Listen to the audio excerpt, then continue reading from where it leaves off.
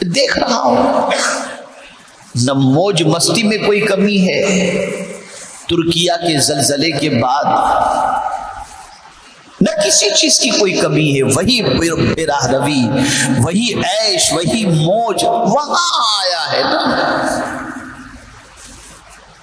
لیکن آپ اخبار کی رپورٹ پڑھیں، اینالسٹ کی رپورٹ پڑھیں، لیکن ہم اس پر 100% بھروسہ نہیں کرتے۔ یہ بھی میں آپ کو بتا دوں، کہا جا رہا ہے کہ 9 ملک ایسے ہیں کہ ان ملکوں میں بھی اس قسم کا زلزلہ آ سکتا ہے، جس میں ہندوستان بھی ہے، پاکستان بھی اور افغانستان بھی ہے، کہا جاتا ہے۔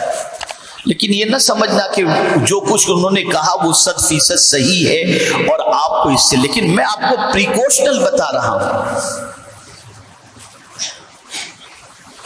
ٹھیک ہے اینالسٹ اپنے حساب سے اینالسٹ کر کے کہہ رہا ہوگا، لیکن میں آپ کو بتاؤں کہ اللہ کے عذاب سے کوئی بچا سکتا ہے تو اللہ ہی بچا سکتا ہے، وہی بچا سکتا ہے۔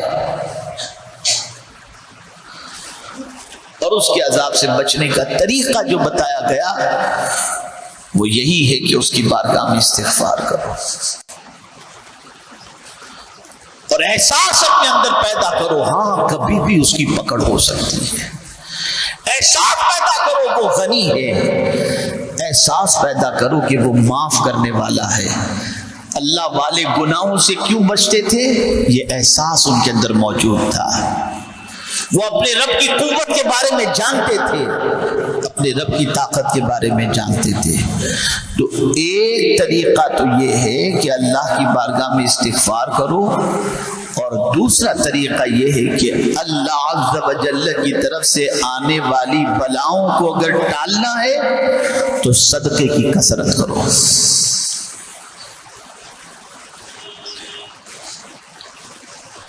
صدقہ نکالا کرو، صدقہ بلاؤں کو ٹال دیتا ہے، یہاں تک فرمایا گیا بری موت کو بھی ٹال دیتا ہے۔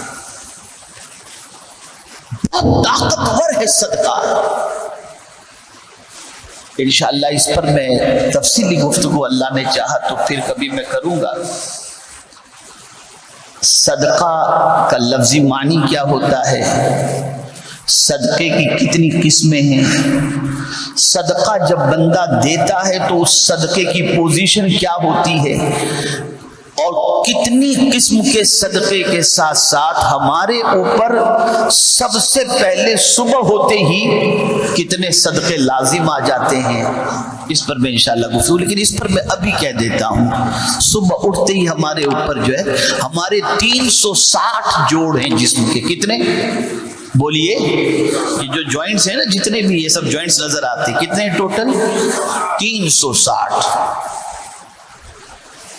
جیسے ہی صبح ہوتی ہے تو فرمایا گیا یہ 360 جوڑ کا شکریہ ادا کرنا اور اس کا صدقہ ہر مسلمان پر ضروری ہو جاتا ہے۔ اب 360 کا صدقہ کیسے ادا کیا جائے؟ تو اس کی تشریح حدیث مبارکہ میں آقا کریم صلی اللہ علیہ وسلم نے بیان فرمائی۔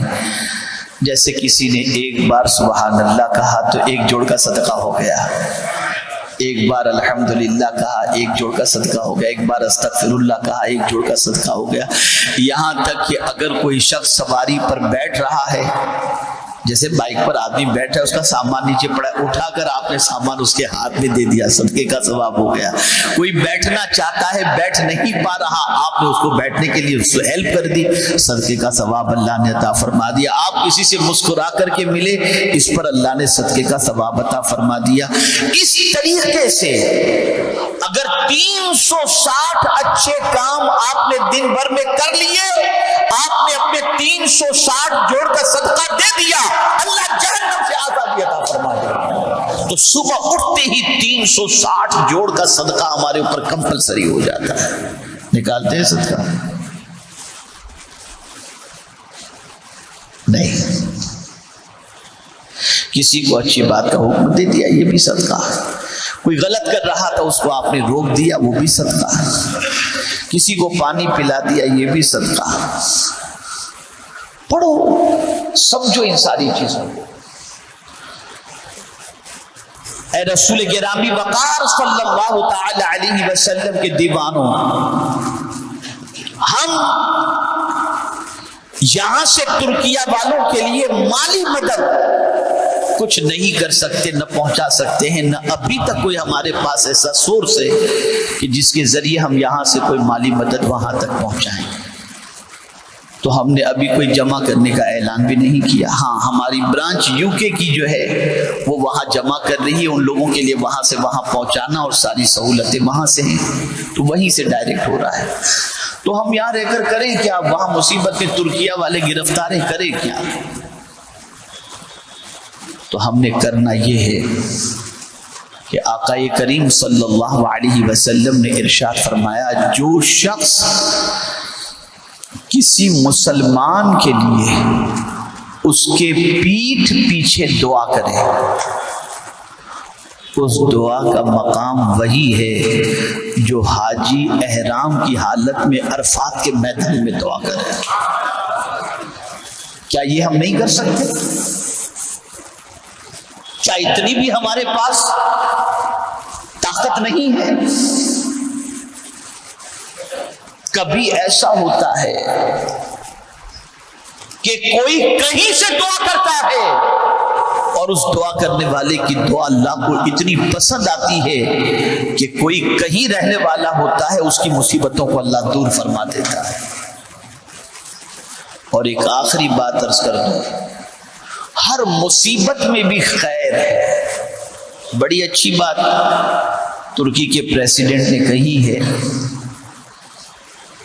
اور یہ حوصلہ افزا بات ہے، چونکہ واحد ترکی ایسا ملک ہے کہ جس کے اوپر ورلڈ بینک کا کوئی قرضہ نہیں ہے، وہ دینے والا ہے، لینے والا نہیں ہے۔